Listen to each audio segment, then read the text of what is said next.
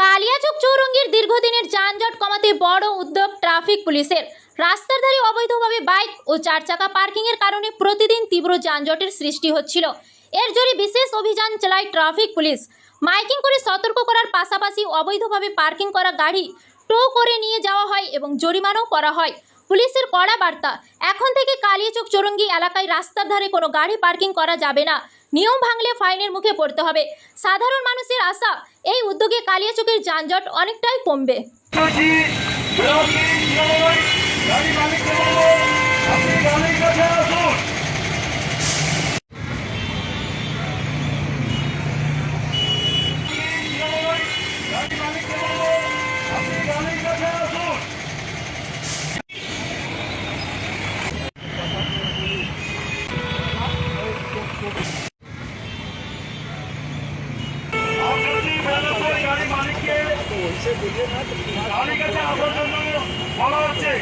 আপনি যেখানে থাকেন আপনি গাড়ি কাছে আসুন।